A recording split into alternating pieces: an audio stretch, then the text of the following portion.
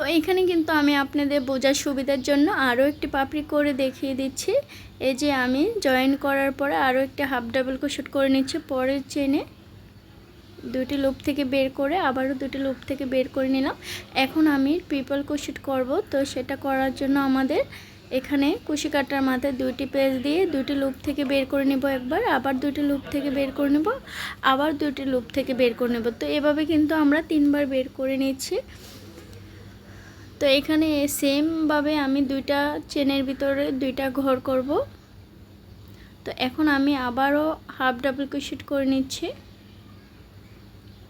তো half double crochet করার পরে এখন কিন্তু কুশি কাটার মাথায় কোনো পেঁচ না দিয়ে আমি সিঙ্গেল জয়েন করে নিচ্ছি। তো এখন এই যে নিচে আমি আরও একটি চেনের সাথে জয়েন করে নিলেই আমার দুইটা পাপড়ি রেডি।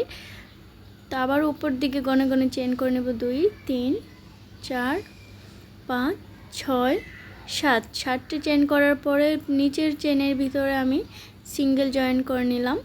তো এই তো এবার আমি হাফ ডাবল ক্রোশেট করে নেব। আবার দুটি করে কুশি কাটার মাথায় পেঁচ দিয়ে ট্রিপল ক্রোশেট করে নেব। একটি গড়ে করা হয়েছে, আর একটি চেনে করব। তো আমি মূলত এখানে আমার 12টা চেন করা হয়েছে। এখন 12টা চেনের উপরে আমি 12টা পাপড়ি করব ফুলের।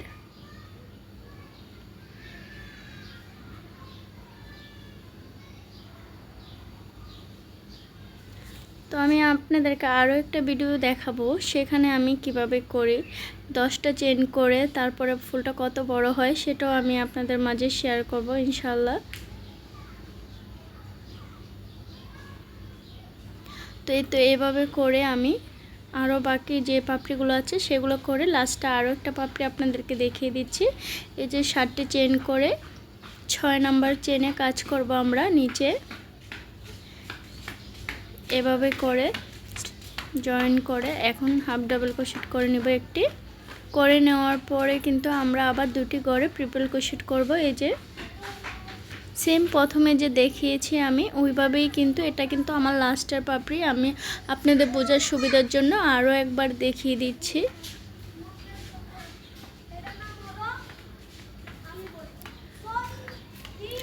আর ভিডিওটা দেখে যদি আপনাদের ভালো লাগে, যদি কিছু শিখতে পারেন, তাহলে আমাদের পেজে ফলো দিয়ে লাইক কমেন্ট করে ভিডিওটি শেয়ার করে দিবেন। আর আমাদের পাশে থাকবেন এরকম নিত্য নতুন আরও ভিডিও পেতে। তো আমার কিন্তু করা শেষ। সরি, এখানে আমার ভুল হয়েছে। প্রথম যে পাপড়িটা করেছি এই যে সেই জায়গায় কিন্তু আমাদের জয়েন করতে হবে। এই তো এখন আমি সুতাটা কাট করে নিব একটা চেন করে।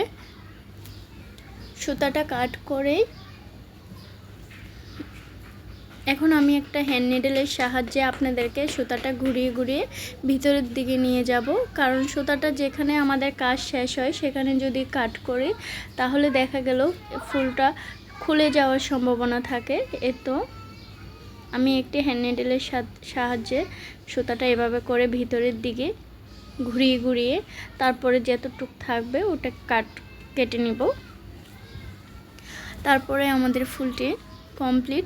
তো এই ফুলগুলো দিয়ে কিন্তু আমরা প্লেটমেট বিভিন্ন রানার আপ তৈরি করতে পারি। দেখতে কিন্তু খুব সুন্দর লাগবে, আপনি অনেক কিছু তৈরি করতে পারবেন। তো এতক্ষণ ভিডিওটি দেখার জন্য ধন্যবাদ সবাইকে।